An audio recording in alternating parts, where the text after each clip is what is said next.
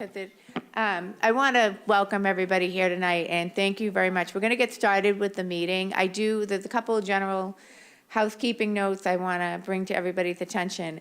It is required that everybody sign into this meeting tonight, and the reason, one, we want to acknowledge that you're here, but two, when construction of this project does start and the construction for the roundabout will be coming out of the City of Revere's schedule and construction. It'll be coming from the Office of Planning and Community Development.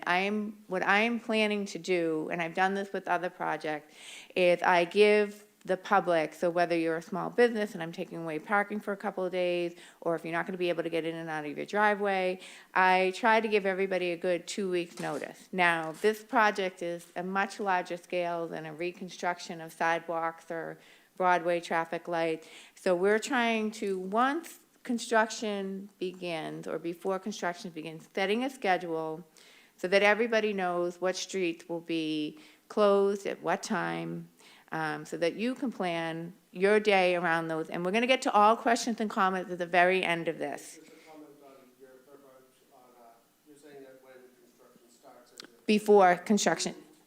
When it's approved, and okay, we cannot give you any information about detours and what's going to be shut. The plans have not been approved yet by MassDOT. So construction's not guaranteed. As of today, it's not. I just want to have that on record. Okay. Next, if anybody needs to use any of the facilities, there's a bathroom behind this door. If you would like to, you can use that. Feel free to get up. And then lastly, there will be another meeting for this project for the roundabout only, sometime closer towards the 100% design submission. You will be notified through the journal, Revere 311, and now that I have your emails, you'll be notified through that as well.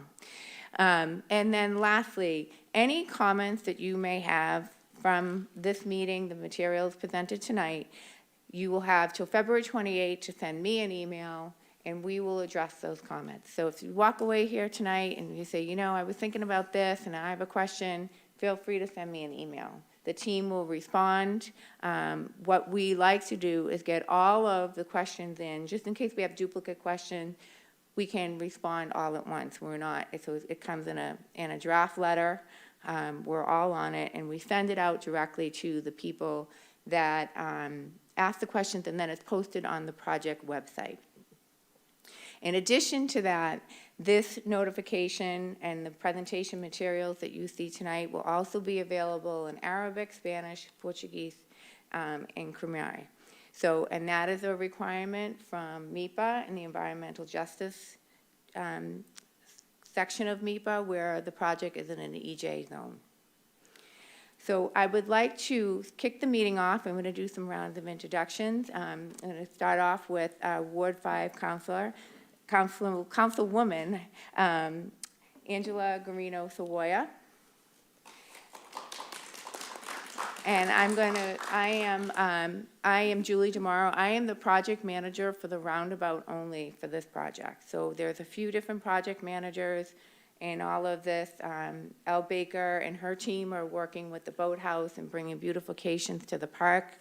I am doing all the transportation planning, and I'm going to introduce you to my team in a minute. But a member of our team is our Chief of Planning and Community Development, Tom Sorowski. And then from the project design team, we have Taryn, who's from Howard Stein Hudson, and we have Devin, who from Weston and Sampson, and she is our environmentalist that we hired through HSH to talk about what's happening here tonight and the environmental impacts. So, as I said before, the language requirements that we have to abide by, those will all be posted on our website tomorrow. The presentation materials will be posted tomorrow. You will be able to send any public comments to me up until February 28th. After that time, the public comment period will close, and we will start responding. In addition to that, what we're going to be talking about tonight, I know this project, well, let's just say the Riverfront project in general, there's a lot going on. There's many pieces to the project, there's a lot of components, and we want to, in addition to our staff, we also have Frank Stingy, the planning department. Come on up, Frank. There's a lot going on, and I understand it. There's a lot of different parts to this, but the focus of this presentation is going to be purely on the traffic improvements for Route 1A South, which is the roundabout, and the environmental impacts associated with it. Now, I'm going to turn this over to Taryn and Devin, and they're going to talk about different components of the project, but basically we are going to be really kind of diving into the MEPA triggers and how and when they'll be addressed in the next steps. Taryn? Good evening, everyone. I'm Taryn Wong, civil engineer with Howard Stein Hudson. So tonight, we're just going to give you, just want to give you a brief overview, and here on the screen, I just want to talk about again and reintroduce the project to anyone who's unfamiliar. So the benefits of this infrastructure improvement is to promote and improve local connectivity. We're also looking to improve the access from Route 1A north and south. We're also trying to do that all by while minimizing traffic impacts to the adjacent neighborhoods around and in the project area. And with this project, we're looking to propose and install a new shared use path. And this shared use path will also improve the access to Gibson Park, that's adjacent to our project, as well as improve safety for pedestrians, bicyclists, trying to access the Point of Pines neighborhood. Also, this coincides too with reducing emergency response times, as there is a firehouse currently under reconstruction at the Point of Pines neighborhood. So where we are right now, I just want to give you an overview of where we are.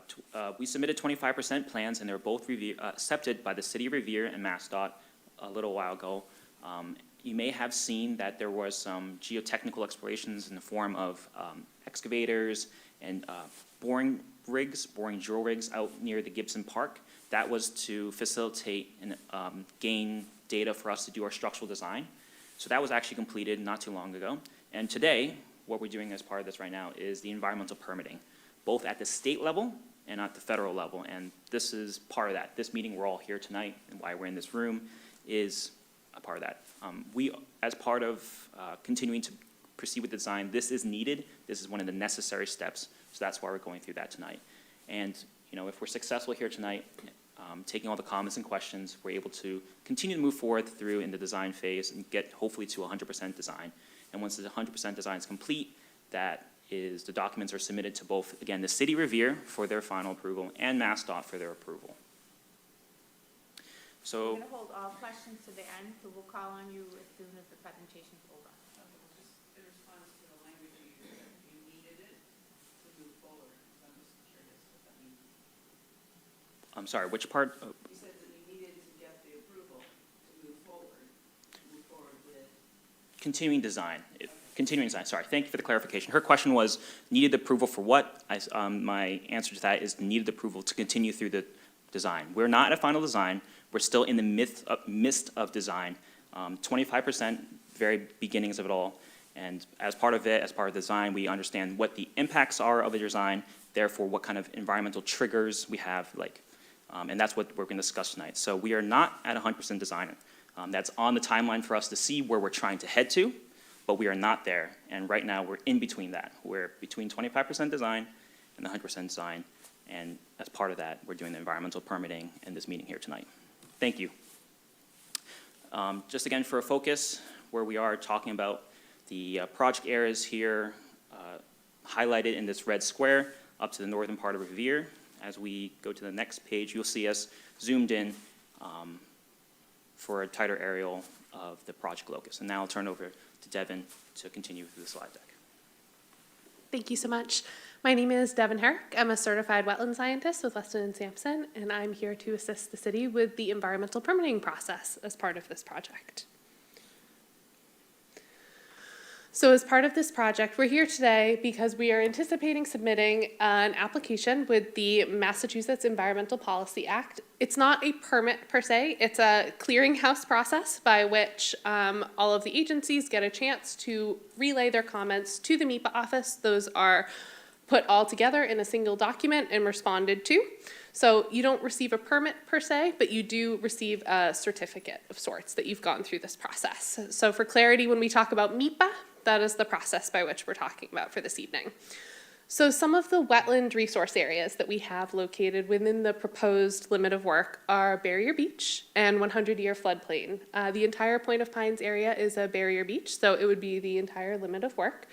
Granted, it is within the right-of-way of the existing roadway, so we don't anticipate any negative ramifications to the barrier beach like you might expect, maybe directly oceanfront. This is quite a bit inland, although it is still characterized as a barrier beach. Same with the 100-year floodplain. We're not anticipating many impacts there. There's obviously a change to the configuration, but because this particular floodplain is coastal, you don't compensate for flood storage quite in the same way that you would on an inland project. There's also immediately adjacent to this area something called Chapter 91 jurisdiction.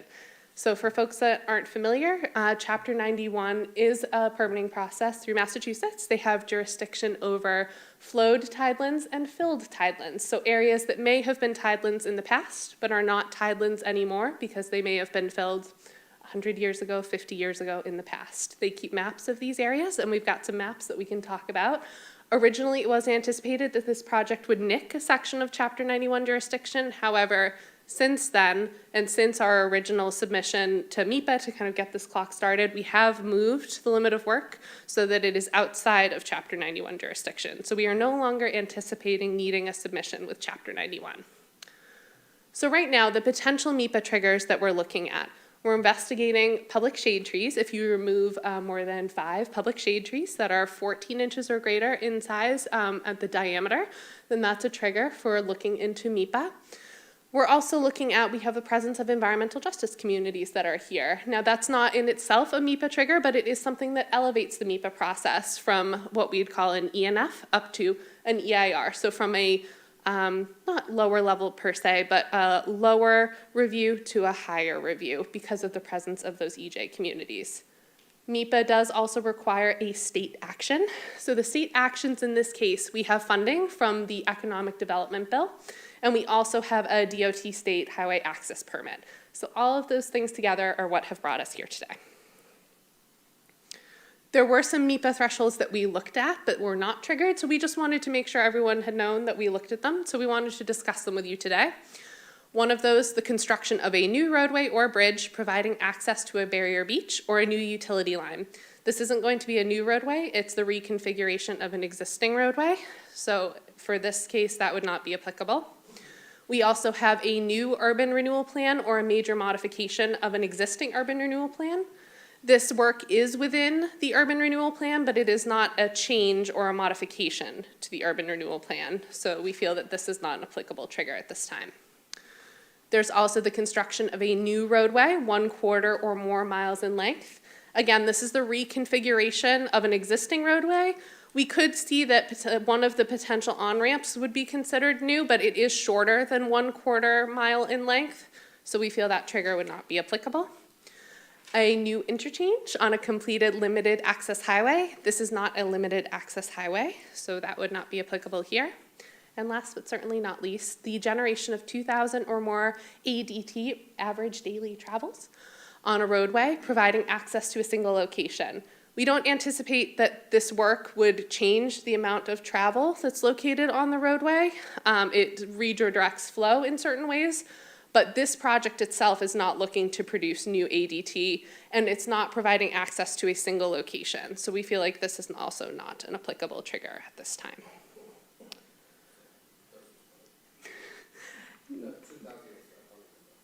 Oh, it's a funny number. Oh. 2,000 is amazing. So we have a few maps to show just to indicate to you where some of these wetland resources might be present. I'm not sure if we can get. Is that current with the existing building, or is that with GJ? Is that what the GJ is building? Yeah, exactly. This map? Yeah. This aerial, I believe, is from 2021, I believe. So that's not current. What's important here is what's considered a wetland resource area. And where the building's located is not where that building is Exactly. located, which kind of changes the whole layout of No worries. I'm sorry, I don't have a, ability to expand this. point for you folks.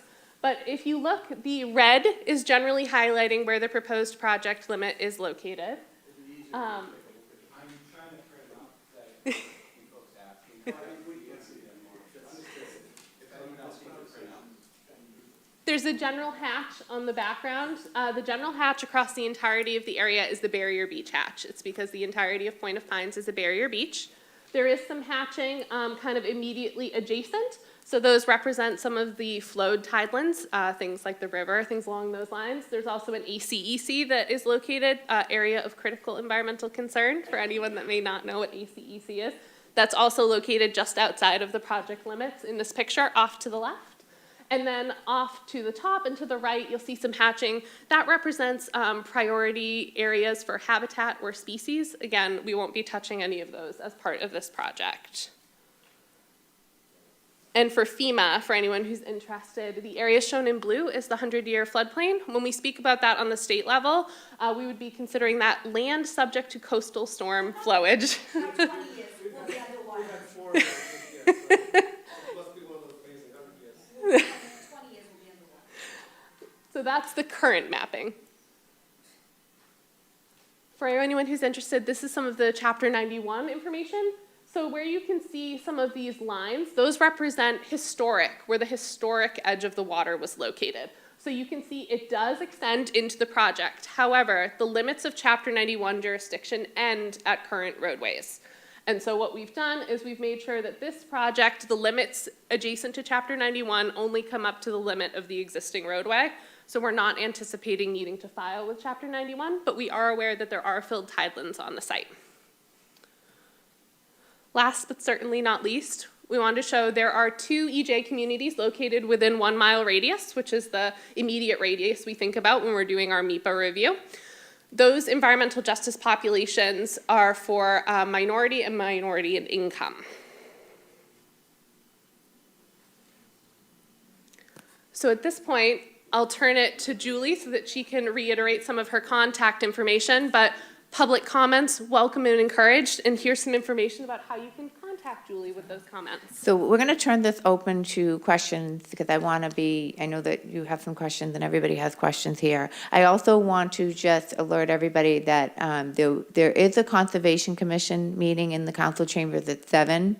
So we're going to try to, just as a smooth transition in between meetings, if this is still ongoing at like 6:40, we'll probably have you guys come out with us over there and we can continue as best as we can. But I'm gonna, what I'm going to do is if you have a question, you have to come up to the podium, you have to state your name and your address. We're gonna turn this around, and then that way you can ask your question and we will be able to answer it for you.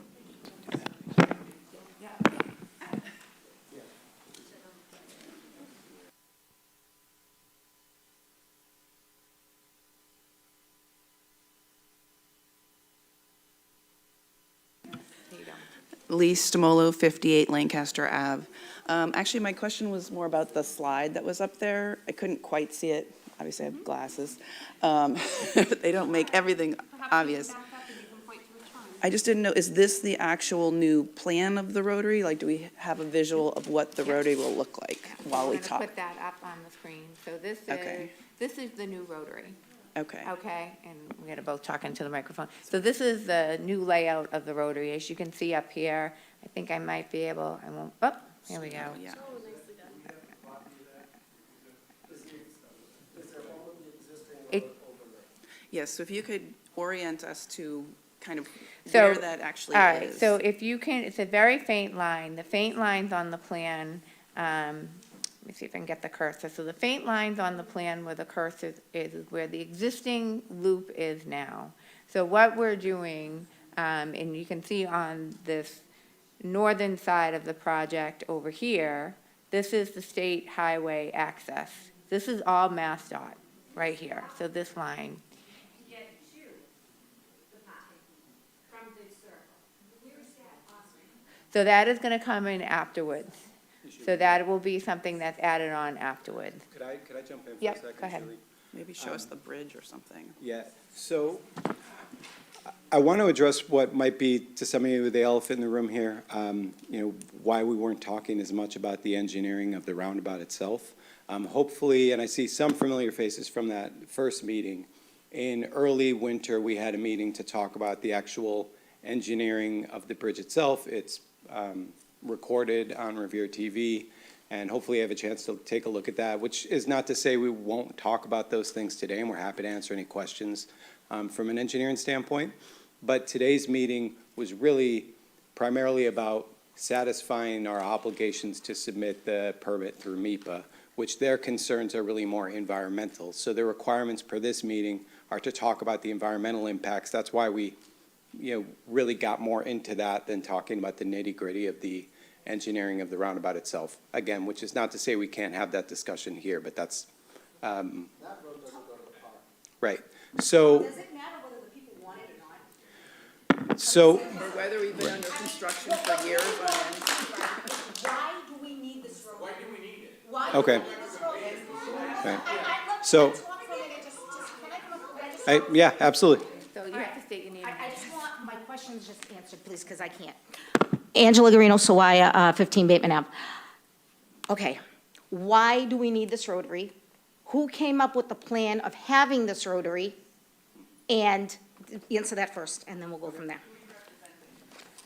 So, I'm representing the city of Revere, and we ultimately put this plan together as part of the Riverfront Master Planning process, which I think, hopefully some of you were part of that. That actually predated my time here at the city, but that was, The employees voted on that project, so it did. okay. So, the Riverfront Master Plan is a comprehensive set of goals and strategies on the entire Gibson Park, Gibson Point area. It, of course, involves the housing project, which I think some of you may be alluding to, but also involves over $10 million we're putting into the park itself, into the boathouse, into a berm along Mills Ave to deal with some of the flooding that I'm sure many of you experienced in the last month, as well as a roadway solution that's in front of us tonight.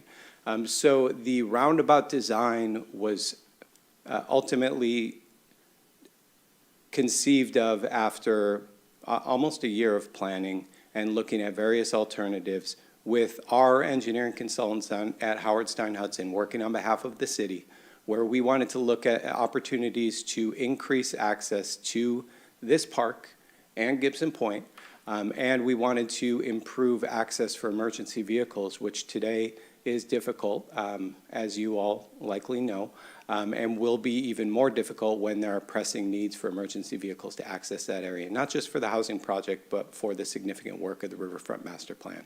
So we looked at other options, such as a signal, and a signalized intersection there does not work, particularly because of, again, a lot of this is in that original presentation last year. I could pull some of those slides up and reiterate them, but because of the proximity to the on and off ramp for Route 1A, it was determined that, among other things, the starting and stopping distances weren't there to warrant a signalized intersection, and a roundabout was deemed the more effective approach to deal with the access concerns and all these other things. So we spent a lot of time looking into it. This is me speaking on behalf of the city, advocating for the city, and something that I think is in the best interest of not just the Riverfront Master Plan, but access throughout that whole area. Okay, ready? Have you driven down there in the morning for traffic, with all the traffic coming from Lynn, Swampscott, Marblehead? Do you think that this rotary will not impact the traffic even more? Because it will. It definitely will. And when GJ was there, GJ didn't need to have a separate access point. They got in and out. We never even saw them. Now you're going to build a rotary, which was mimicked. The same rotary that you're building is probably exactly the same as the one that's in Lynn by Market Basket. Well, guess what happened? A tractor trailer tried going around that rotary last week, and it's all on video. And it went right up and over that GJ had to come and save them. They had to go lift up the truck because it was trying to go around the rotary. And what's going to happen when it happens here to us? It's going to go into the houses, because that's exactly what's going to end up happening. And then I have a question for Devin. Devin, you were talking about there was no environmental impact on yes, to build in this rotary. That's funny, because it took us 20 years to build a fire station because of the environmental impact in the same place. So explain that, because I'm lost right now. So Devon wasn't part of the firehouse portion of the building, so whatever environmental issues were associated with that, we can pull the information and get back to you on that. I think one of the biggest holdups with that project was that the whole area became an environmental justice community, and then everybody was scrambling at the end of it to call the meeting for MEPA, which is the requirement. Okay, but why does this make no difference? Why isn't this the same? Why aren't we gonna have the same issue? Well, I'd have to go back and take a look at that. I'm not involved in the firehouse, so I can't answer that for you. But I'm more than happy to look into it, and then we can, but I also think one of the reasons with the firehouse was a funding issue. And that's something that we only have so much control of.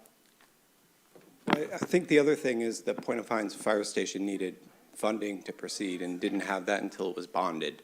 I don't think it's completely accurate to characterize the reason holding back the fire station was not environmental alone, and certainly not holding it back for decades. There were some easement issues and land swaps that were involved with DCR that took a little bit more time to be sure that, and that's something we don't need here. And when you do swaps with DCR with land that's considered, conservation, or if I could finish, please, and then I'd be happy to take your question afterward.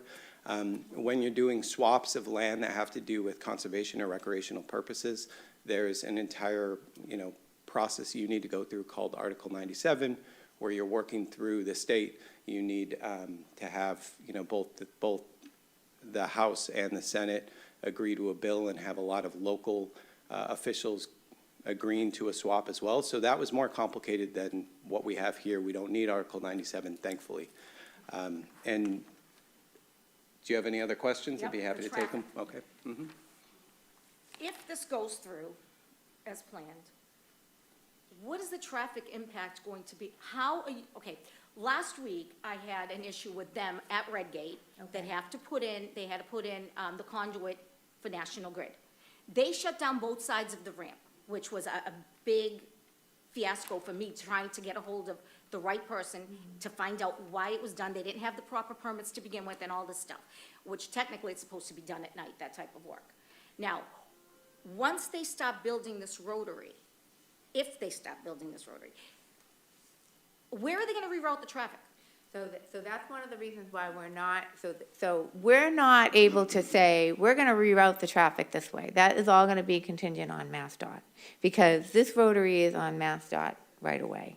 So we have to submit a plan to them that basically says, here's the level of construction, here's the schedule of construction, here's what we think we're going to have to close and when. Now, MassDOT can come back and say, nope, you're not going to be able to close both lanes. You're going to be able to close one lane because of the number of vehicles traveling through, first responding time. There's also construction on the other end of the Lindway, which is not part of this project, and that's a Lynn DCR project. We have no say in that, but that's also going to be happening at the same time.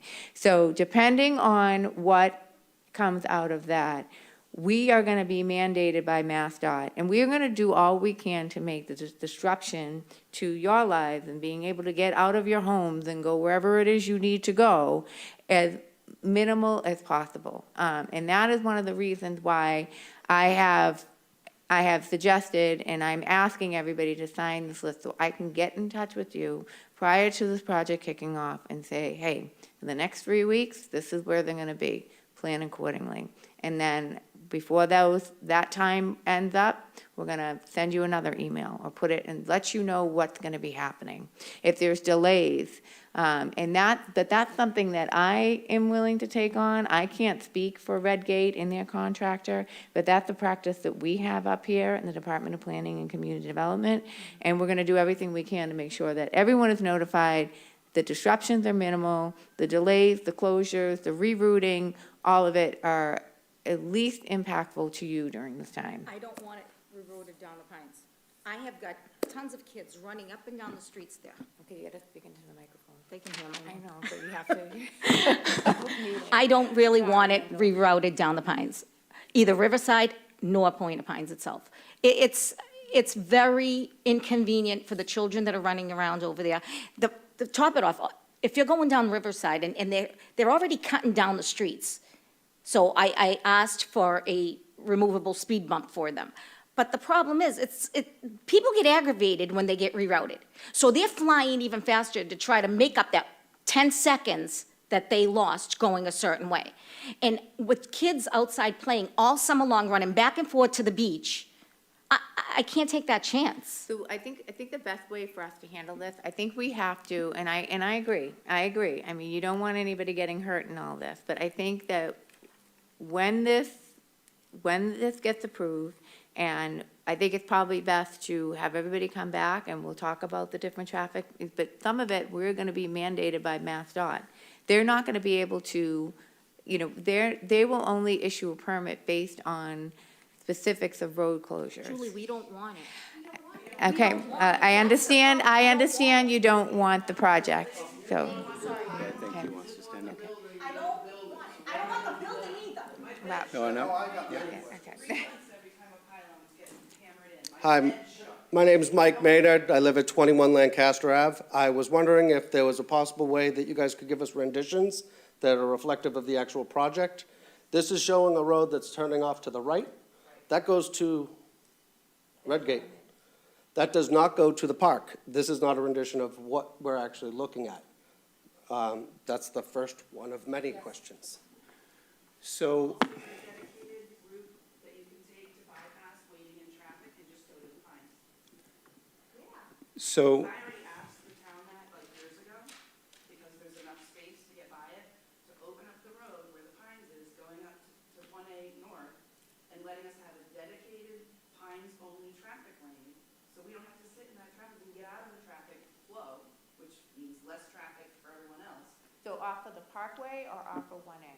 When you're coming down Revere Beach and you're going north, Okay. come into the Pines, if you go to get on the exit, for all the people going north to go home, who are Local commuting, residents only. local residents only, there's enough room, so the right side turns around right there. You could just widen that, but a dedicated only, So, that roadway. Julie, if we could restate the question just for people on video. So there was a question as to whether there could be a Point of Pines bypass in effect for residents in the area leading up to the entrance, the ramp here. But I'll let you answer the question itself. We're just Oh, ignoring Julie. my question, or we're just gonna move on? I'm not trying to ignore your question. We're getting a lot of questions, so You're gonna I- have a lot of So we want to take and one. I'm happy to take yours. Okay, so the question was, is there an actual rendition of the roundabout? This is the rendition of the roundabout. There's also an additional colored version that I printed some copies out, and I'd be happy That to. doesn't- So, so what, Does it show the entrance and exit for Redgate's building? it does not show the entrance and exit to Redgate's building, and Brings me to the exit and entrance that's there now has been there for many, many years, way back to when the lobster captain was there with Fowles Marina. We've never had any accidents, no problem with that entrance and exit. Why does it have to change now to accommodate that Redgate building? And so, why do we need to curb this roundabout? so the roundabout was proposed by the city of Revere during the Riverfront Master Planning process. Residents who it will impact the most. Nobody Well, asked us. so the, ma- MassDOT rubber stamps everything. Cha-ching, next, cha-ching, next. We don't have a say in that, and I know that. You're taking away since this So the question of why now, I will get to the involvement in the process. I'm trying to take stock of all the questions we have. So we have one about why now, another as to why people were or were not engaged in the process, and whether or not it was Redgate or others who had proposed it. And then there's also a question of how you're accessing the park. The park access is a different question altogether, but it's something, if you listen to our first meeting, we unequivocally committed to. If I could please just finish, Understood, but there's also folks in the Riverside neighborhood who had concerns about not only Red Gate, but the park itself. Because there's going to be a full-fledged renovation of the park, there is going to be more traffic coming into the park than there is today, and that'll be by design. That'll be the boathouse, that will be the new field that will be there. It is going to be designed to handle additional recreational traffic. Hundreds of cars into the Riverside neighborhood to go to the boathouse. Right, Not to mention the city's own paperwork stating. and so because of, This rotary will allow for the cars not to travel down Mills Ave. correct, so And they, go into that section of the neighborhood. so rotaries are designed to be low speed and low impact when accidents do occur, much less so than, for example, a left-hand turn on a traffic signal. So, Of the rotary that mimics this one, that's down by Market Basket in Westland. understood. How many accidents have occurred there? I travel there daily to come home from work, and it's a nightmare. And this is quite a bit smaller than the one there and an area of much less traffic. And, you know, to the point of, This is way more traffic, and I'm sorry, this is way more traffic on Market Basket. So, all right, I'm sorry, can we go back to that first slide that you guys listed, the point why we need this? could I try to address all the questions first, and then I'd be happy to go back there. So there was a question of, still haven't been able to get to it because every time I start getting into it, I get interrupted, but a question about access to the park itself and how we are not having access from Mills Ave. So I'm going to start there, and if you would just allow me to finish that one statement. So in the original engineering proposal, there was 5 legs to this intersection, to this roundabout, one of them exiting onto the park. There were 2 major concerns that, as we worked through the permitting process, we identified. One of them is that that 5th leg would go onto the park itself, which would trigger an Article 97 taking, which would go through a very extensive environmental permitting and review process, as I indicated before. The second major concern is just a traffic safety standpoint. The more legs you have in a roundabout, the more opportunities you have for conflict, both for pedestrians and for vehicles. So the decision was made to reduce the legs in the roundabout and instead have the access come off of the Gibson Way and basically the access point that will eventually get to Red Gate. It'll be achieved through an easement with Red Gate, which they've committed to, which we've unequivocally committed to funding and supporting, because we do not want any traffic going through Mills Ave. And we heard that loud and clear through the riverfront planning process. And I understand some of you weren't involved in that. It predated me, so I can't speak to who was and wasn't there, but what I can say is there were opportunities for public involvement through that process, and that ultimately the developments that came out of that, including the roundabout, were from the city of Revere and reflective of those months of planning that went into the riverfront master plan. So that access point will happen. What you're seeing today doesn't include that, because when we're going through permitting with MassDOT, they have a very narrow view of how they like to view projects, and they want to take things one step at a time. And they see this roundabout as one distinct, clear project that they want to take a look at first. So, you know, I tried to touch on involvement of the community and the access point. The other question was why now? Why now is because we need to get moving on this as we're working through the permitting, not just for, I know you all see the construction going up at the Red Gate project, but for Gibson Park itself. So as I said, we have about $10 million invested in that park, both through resiliency improvements, the recreational field, as well as the boathouse. And that is going to bring increased traffic to the neighborhood. And like I said, I wasn't here, but what I can tell you from talking to my team, both Julie and Elle and Frank and others, is that we heard unequivocally from the neighborhood that they did not want traffic coming into the neighborhood and going down Mills Ave and accessing the park that way. Because as was indicated earlier, the park traffic in that park right now is relatively minimal. We anticipate through all of our projects, not just the housing project, but everything happening there, there is going to be increased traffic. We don't want to see that increased traffic going through the neighborhood. So, Mills Avenue, correct. Correct. In our neighborhood. I, Ruin our property value and make it where no one could ever sell a house again because you can't It's ever not get gonna it. go down Okay. Pines neighborhood, I'm telling you right now. I'm just, honestly, I don't see, Give us schedules ever, you just rip up the roads and you just put stuff in that shakes our homes and cracks all the plaster, and no one ever calls us, no one ever asks us. For a month long, I had National Grid rip up my road, for a month long, and I was trying to sell my house. Guess what? Didn't get sold. and I understand that there is some anger and justified anger over, It's frustration. Right. Actually being kept out of everything all the Right. time. When we talk to people about the city, even like the police and everything, they call us pine holes. All right, It's so so- we want it, but I want to just back to what Tom stated but I just before, feel like what we've Tom been stated before, the public process for this meeting, for all of the planning meetings for the riverfront. Yep, master no, plan, I do well understand. advertised. So what I was trying to say, Zoom, which was controlled by a member of the council, not a public forum. So we did not have a public voice because we could be muted at any point in time, So or our it was, questions so I could be ignored. managed the meeting, and it Yes. was during COVID, and Yes. it was a Zoom meeting. I agree. Okay, Yep. and your voice was heard, we I- have all of the meeting minutes, we have all of your questions on the chat. Could- So everybody's voice So- was heard. I'm still waiting for the answer to my question now. Where's the rendition of what's So- actually going to occur?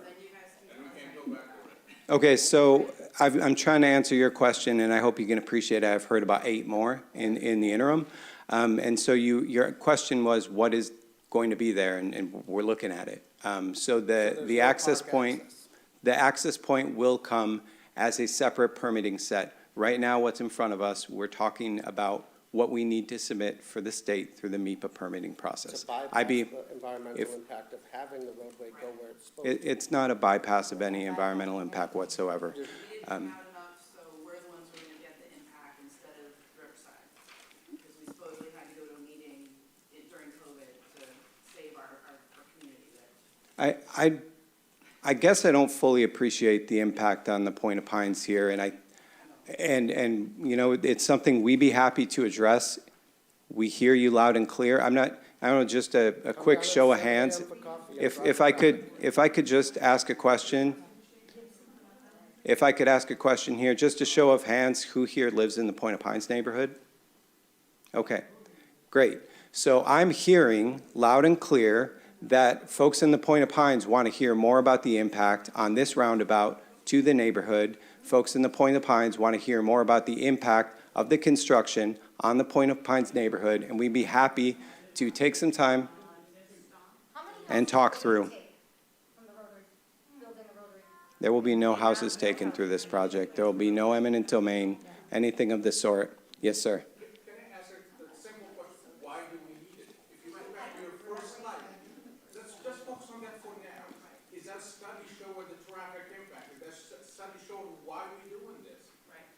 Why, you said like it's gonna impact the emergency vehicles. How is that affecting the emergency vehicle right now? Okay, so, happy to answer that question. So why now? And that was one of them I was trying to get into before. One by one, I couldn't. explain why that's happening. Okay. Especially since the park project is next, so we're putting. So could I answer the question, sir? Unless you want to take the mic.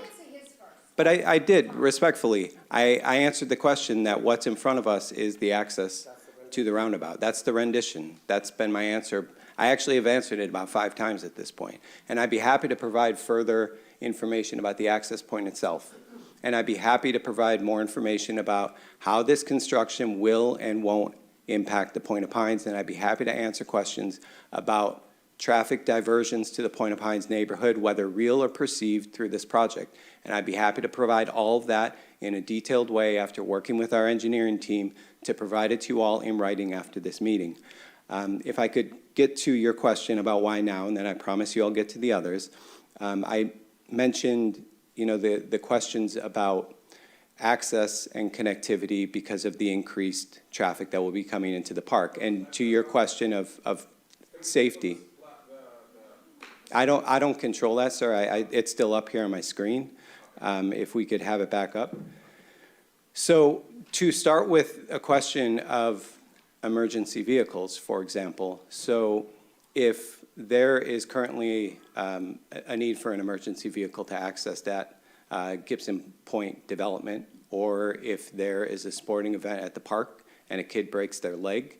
It is quite difficult to access today, right? If you're heading through northbound, you've got to go into Lynn and back down. And one of the, if not the most important reason for doing this is in order to get that additional 5 to 6 minutes for emergency vehicles, which can be the matter between life and death. We want to make sure that 20 years. I understand, but We've been waiting for 20 years for that. I'm sorry to Right. interrupt you, I'm sorry. But we haven't had a fire station for that long, okay? Right. And like they said, nothing has happened. Why are we so worried about Redgate? So this is Why about are we, because Redgate. you mentioned it again, as you were explaining to him, you Mm-hmm. mentioned it again. For emergency access to get to Gibson Point is what you said, and then you said Gibson Park. Is Well- something you got hurt. Well, so we're going to have a park where there's going to be, we don't have a lot of recreational facilities in the city. There are going to be sporting events there, that there is a higher incidence of injury. We're going to have a boathouse there, which will have, landing points out into the water where you have increased incidences of water-based emergency vehicles that will be needed as part of this project. And then the housing, yes, the housing. So that's an easy access, you go north and turn around and go back if you go right down, take the ramp, you go up south, and you can access the park. So you won't waste more than 2 minutes to get to the park So- from the fire station. You wanna But answer? you're gonna waste time if you wanna try to get to Redgate by going north to Walmart, turn around, and come back to Redgate.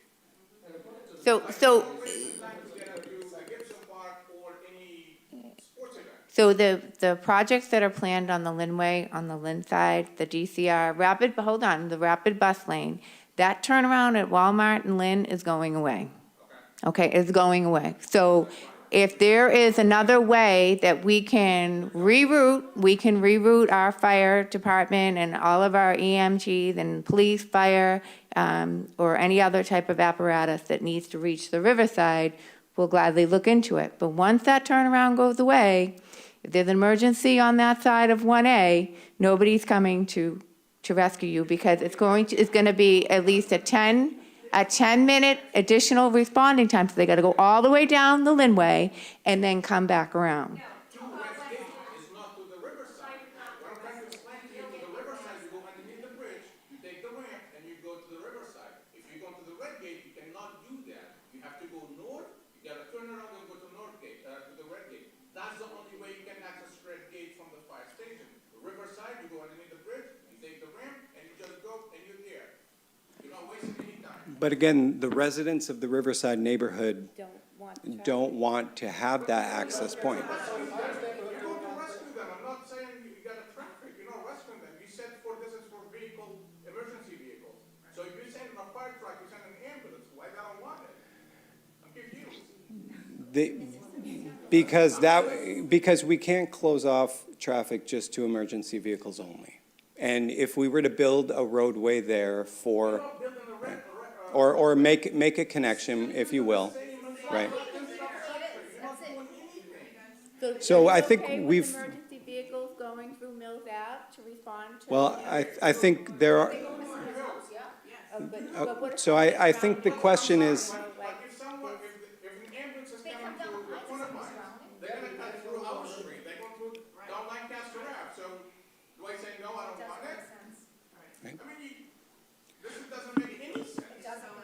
so I think, The only issue you guys have right now is having emergency vehicles to the Redgate. That's it. and the boathouse and the park. And again, I appreciate that you all do not agree. Again, the We're- boathouse, where's the boathouse? You go in, you take the ramp, and you go, and you still get it. Is that, but these are not residents of the Riverside. I think that's the point. I'm sorry, but if you pull the map and Right. you look at your roundabout that you have, and you look what the existing, it's the exact same thing. To access the boathouse and access the riverside, they're exactly the same thing. So instead of going right, you're going left, and that's it. So I think that we understand that the Point of Pines neighborhood, although, yeah. Facts. This is absolutely facts. This is I think they can be disputed, and I think we can have disagreements here. But I think we might be at a bit of an impasse here. concrete things. You Right. cannot disagree. It's not my opinion about your opinion. It's about timing. It's about distance. Money? Everything. It's not just your opinion, my opinion. Oh, that makes sense or that doesn't make sense. We're not building, I think we can agree to disagree there. I'm happy to have this conversation in more detail, but sir? sorry, but this project is gonna go forward. Nobody's gonna stop it. So I have a question, what is the time frame for this? If everything passes, everything goes, what would be the time frame? Because then it's gonna, then I got a question for environmental impact, because Julie mentioned that there's other projects going on. Well, I don't understand how you could be able to make an environmental impact if the timing of this project coincides with projects that are going around there. You're gonna have stalled traffic, you're gonna have issues that would obviously affect the environment. And localized environment, which we all know we deal with wheelbarrow, but now we're gonna be dealing with stalled cars, people sitting there idling their vehicles, waiting to get through this and that. That's, to me, it wouldn't make sense for the timing of this project going on with all the other projects going on. And that's just only an environmental sense, because that's why we're here. Okay. So, Julie, do you want to address timing of the project? So the timing, so the next steps for this, for the purpose of this meeting tonight is that we're to file the MIPA, and that's going to happen on or before the 17th, Devin. And then there's a 45-day review period. Once that is cleared, then we'll be able to finalize the design and submit that to MassDOT. Your best case scenario, the project would start. It could be this summer, it could be next fall, it could be a year from now. So I don't want to say definite because there's a lot of things that lead into it. Now, if this was a rubber stamped and this was already approved and everything, all the boxes were checked, this thing would have been built by now. So we're trying to do this systematically. We're trying to make sure that everybody knows the process. We're trying to make sure that the neighborhoods and everyone is aware of the process, and so from the standpoint, from the transportation standpoint, we are doing all we can to make you aware of what the next steps are. What was that? What you just said, to me, alludes to the fact that the environmental is just a checkpoint in the. It's not just a checkpoint. It's not just a checkpoint. What I'm saying is that we are following the process that is required to bring this roundabout to 100% design. When is that going to be? I don't know. I can't give that to you. And I think Julie's point there is actually the opposite, because if it were a checkbox and that was it, we could definitively tell you we're going to have shovels in the ground this summer. But the MIPA process inherently creates a degree of uncertainty because we want to make sure what we're doing respects the environmental impacts of the project. Yes. If we don't want this to go through, what do we do? The question was Stop the project. how do we stop the project? That's a complicated question. Those quotas are being affected. Okay. I think that's where we're at. Okay. The quotas that they've spent so much money and time to go down to Revere Beach and protect, I think that's going to affect their use there. I think No, I that's, still want to, if we want to stop this from going forward, what is our recourse? What can we do? So I think you can submit comments through the MIPA process as the first step along the way and speak to your elected officials. And we will continue to communicate with you all about what we're doing and what we think the anticipated impacts are. I'm hearing that many of you don't appreciate our viewpoint, and that's fine. We can agree to disagree. But I would allow, if you could allow us to actually respond to your feedback in an organized, disciplined manner to address each and every of the points that you brought tonight, we'd be happy to send you your feedback. And if you still disagree with the project and if you still want to kill the project, you will have ample opportunity to provide your feedback and comment throughout. What if we get signatures, can we stop it? If I can get every single person in the Point of Pines, or 90% of the Point of Pines in Riverside to stop this project, can we keep the traffic the way it is? That's a complicated question, and one I'm not going to pay you lip service by saying the answer is yes. And it's one that we would have to think through.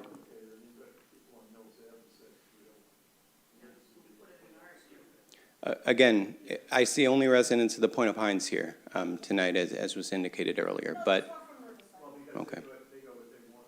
Okay.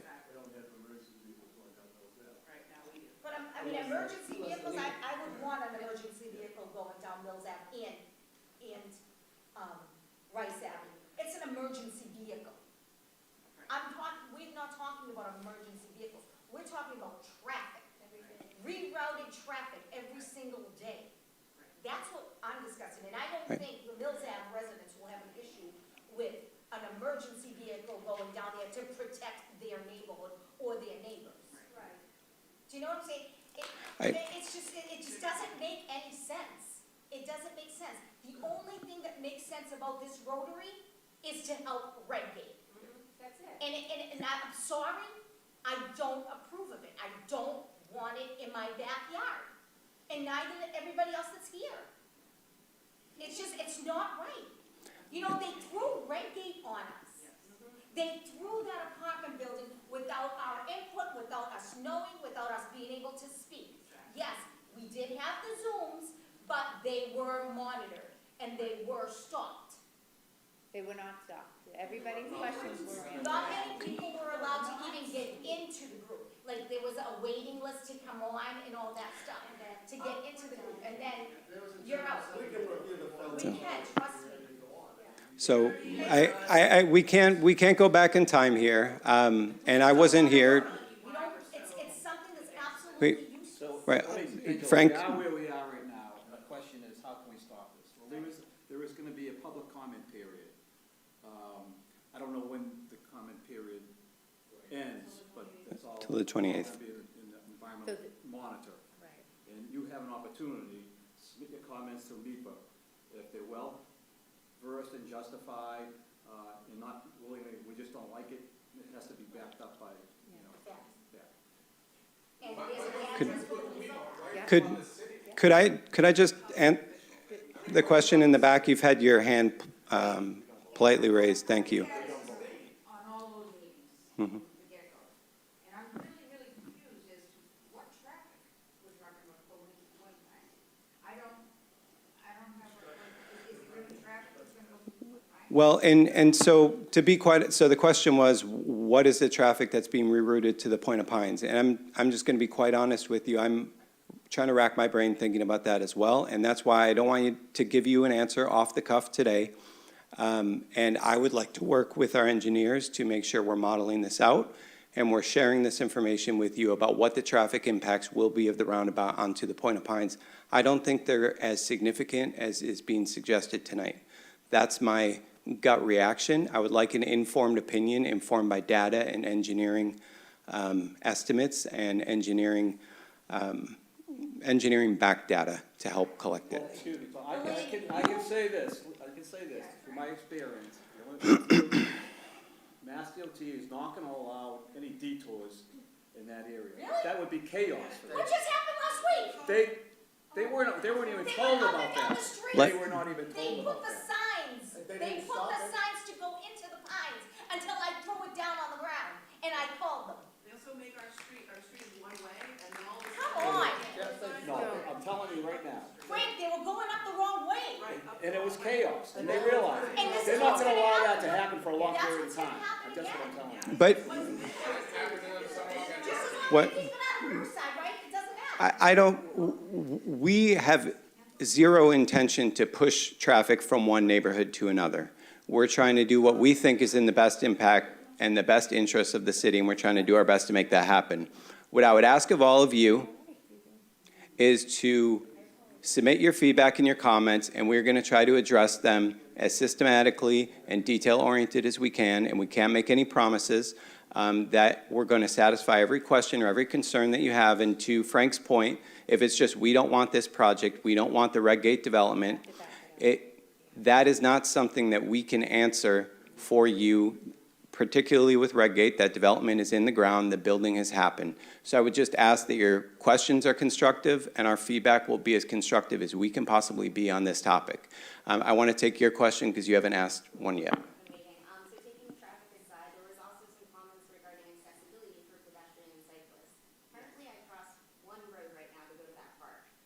Based off of that rendering, I now need to cross multiple roads, ramps, and a roundabout. Can you please elaborate how that is safer than currently crossing one road? I'm going to try to pull up another rendering as Julie's talking here from the previous meeting, which I also would encourage you to watch on Revere TV. We can share the link afterwards now that we have everybody's contact info. Yeah, we can share that with you. Hey, Doc, while she's looking for that, can you guys back up, like bring the data and the facts that you have to put this project in place? Like you said, you go based on facts and data and, you know, you don't want to go on assumptions. Can you guys provide all that data that you use to make sure this project is going to happen?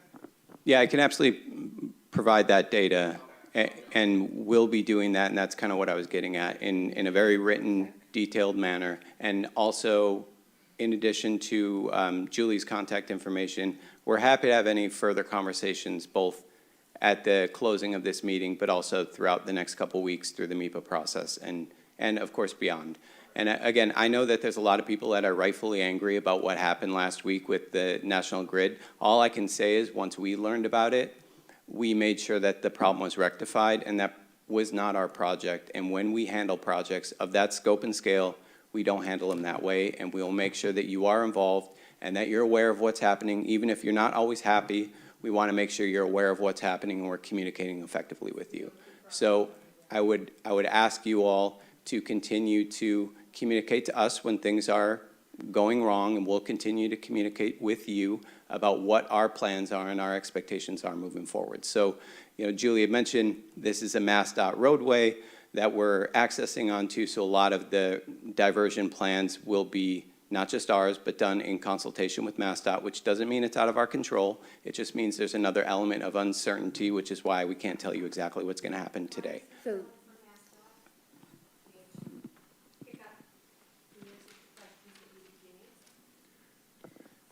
So there's no one from MassDOT here to answer the questions about traffic diversions today because we don't have a completed project yet. And so we will have a completed project once we are working through the MIPA process and that's been approved.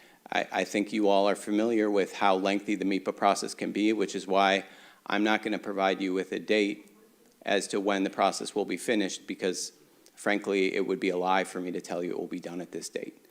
We leave it up to the uncertainty of the state permitting officials.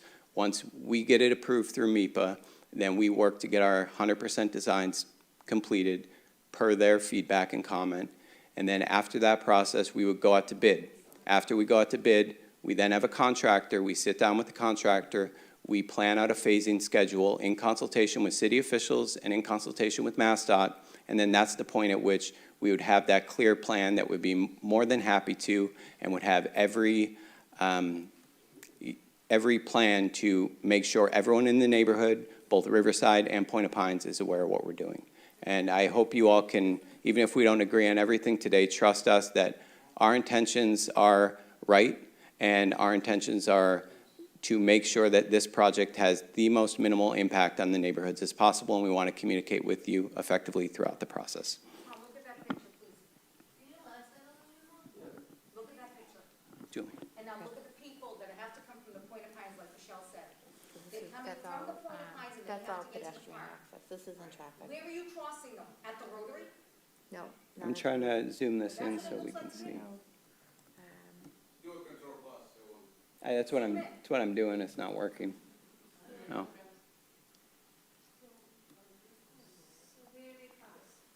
At the Rotary, look. Yeah, so right now, you just crossed So the line. are there going to be traffic lights that someone can push the button so the traffic?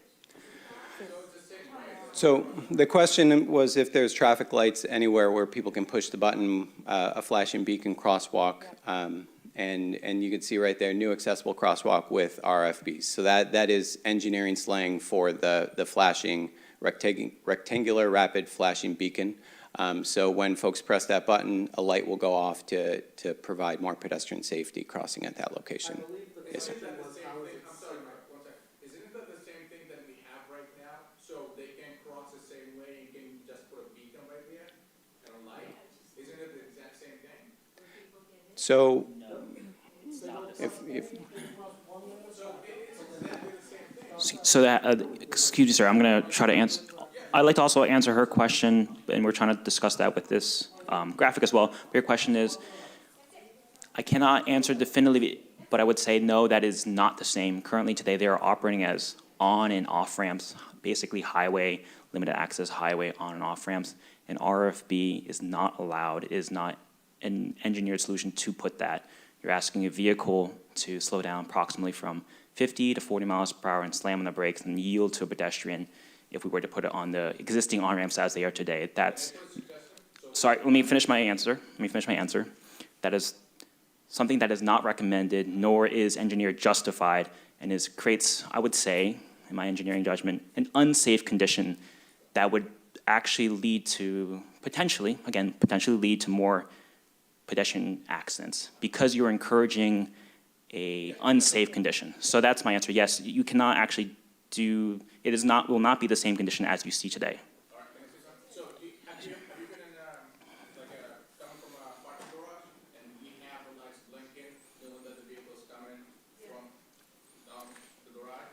Can they do that? So we press the light, it will start flashing from the on-ramp or the off-ramp to let them know to slow down, that is pedestrian crossing?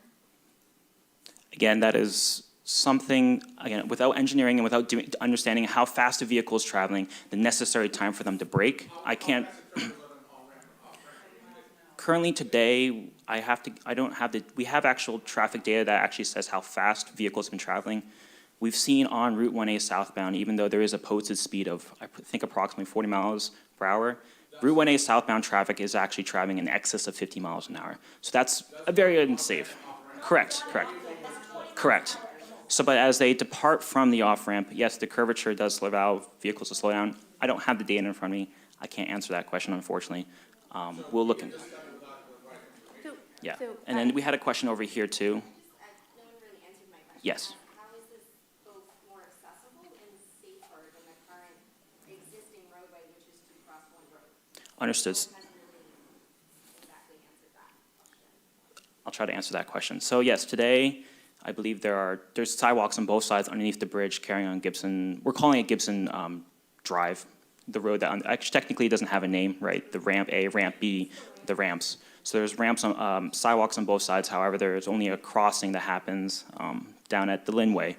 So yes, you are crossing more lanes, but however, what's being accommodated here, it's not just a 5-foot wide cement concrete sidewalk. It's actually being installed is a 10-foot wide shared use path that both accommodates pedestrians and cyclists with a 4-foot buffer away from the road so that someone who is bicycling on the ramp does not have to actually enter the ramp. They are on an off-road facility with their own speed, with their own mix of pedestrians and bicyclists to access it. And as they cross here, this roundabout actually, with the RFFBs, they're not actually being crossed in front of traffic that should be in excess of more than 25 miles per hour. That is a speed where vehicles are able to slow down. Due to the design of the roundabout, vehicles are unable actually to traverse at a high speed. They're physically... Sidewalks with pedestrians and bicycles on the same sidewalk? Currently, the crossing area is where cars are stopped. Correct. Not in motion, they're stopped. Now, you're showing me here, there's 1, 2, 3, 4, 5 roads right in that rendition right there that you have to cross over. Correct, as in low-speed roads, correct.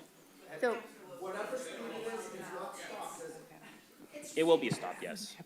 okay, so we do need to wrap this up because there is another meeting. So what I will suggest is, so all of this information is on our website. Feel free to go through it. The presentation from tonight, it will be on the website tomorrow, and the additional languages will be up in 1 week. You have to February 28th to send us any public comments you have. Where on the website they'll find Okay, so yep, so if you go to City of Revere and you want to go to the community development page and go to project and initiatives, and we can also put that out tomorrow as well.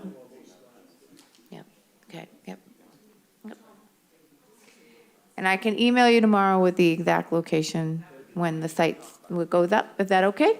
Okay. I'd really like to understand how you're saying that he leaves the data when your own data from the city actually states that traffic circles lose a higher rate. In your own city data, it says that it increases the likelihood of an accident. Now we're gonna put pedestrians crossing the road, how people coming off the highway. It's in your paperwork from the city. It's on the city's website.